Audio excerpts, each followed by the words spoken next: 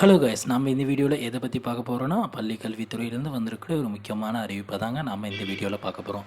நீங்கள் நம்ம சேனலுக்கு புதியவர் அப்படின்னா நம்ம சேனலை மறக்காமல் சப்ஸ்கிரைப் பண்ணி வச்சுக்கோங்க. பக்கத்துலேயே ஆல்னு ஒரு பட்டன் இருக்கும், அதையும் கிளிக் பண்ணி வச்சுக்கோங்க.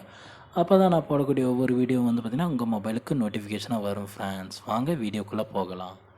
பள்ளி கல்வித்துறையிலேருந்து இப்பொழுது வெளியாகிக்கிற ஒரு முக்கியமான தகவல் என்ன அப்படின்னு வந்து பார்த்திங்கன்னா, கூடிய விரைவில் வந்து பார்த்திங்கன்னா நியமன தேர்வு வந்து பார்த்திங்கன்னா தள்ளி போக, அதாவது நியமன தேர்வு ரத்து ஆகிறதுக்கான வாய்ப்புகள் இருக்குது அப்படின்ட்டு அஃபிஷியல் நியூஸ் எல்லாமே பரவிட்டு இருக்குங்க.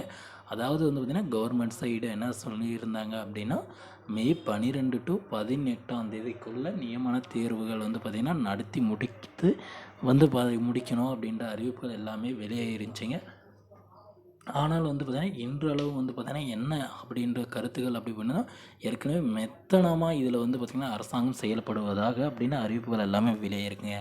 ஏன்னா பல்வேறு குளறுபடிகள்லாம் நடந்து இப்பொழுது வந்து பார்த்திங்கன்னா நியமன தேர்வு நடக்குமா நடக்காதா அப்படின்னு ஒரு ஒரு ஒரு எப்படி சொல்கிறது, ஒரு உண்மையான தகவலை வந்து பார்த்திங்கன்னா இன்னும் அரசாங்கம் எதுவுமே வெளியிடலை அப்படின்ட்டு தாங்க சொல்லலாம்.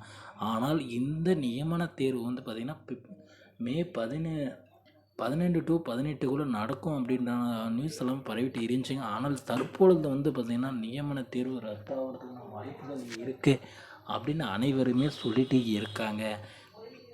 இந்த அரசாங்கமும் இதற்கான அதிகாரப்பூர்வமாக எதுவுமே வெளியிடலை அப்படின்ட்டு அனைவரும் கோரிக்கைகளும் வச்சுருக்காங்க.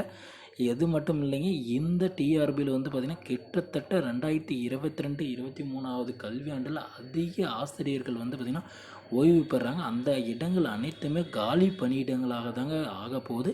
இந்த டைமில் அரசாங்கம் என்ன செய்யும் அப்படின்ட்டு அனைவரும் கேள்விகளை கேட்டுட்டு இருக்காங்க அப்படின்னு தாங்க சொல்லலாம். கிட்டத்தட்ட 16,000 ஆசிரியர்கள் ஓய்வு பெறுற இடத்துல பூர்த்தி செய்யப்படவில்லை என்றால் அரசாங்கம் என்ன, பள்ளி கல்வித்துறை எதை நோக்கி சென்று கொண்டு இருக்கிறது அப்படின்ட்டு அனைவரும் கேட்டுட்டு தாங்க இருக்காங்க. இது ஏன் இந்த மாதிரியான முடிவுகளெல்லாம் வருது அப்படின்னு யாருக்குமே தெரியலைங்க. ஏன் இப்படியெல்லாம் நடக்குது அரசாங்கம் அப்படின்ட்டு ஏன் இந்த அளவுக்கு மெத்தனமாக செயல்படுது அப்படின்ட்டு அனைவரும் கோரிக்கைகளை வச்சுருக்காங்க. பட் அரசாங்கம் சைடுங்கிறதுல இன்னும் எந்த ஒரு அஃபிஷியல் நியூஸும் வெளியாகலைங்க. ஆனால் நியமன தேர்வு ரத்து அப்படின்றான அறிவிப்புகள் வெளியாகி ஒரு காட்டுத்தீ போல் பரவி கொண்டு தாங்க இருக்குது. இன்றும் அளவும் வந்து பார்த்திங்கன்னா ஒரு காட்டுத்தீ போல். ஆனாலும் அரசாங்கம் மெத்தனமாகவே இருக்குதுங்க. இது எந்த அளவுக்கு உண்மை எந்த அளவுக்கு போயின்னு யாருக்குமே ஒன்றும் தெரியாதுங்க.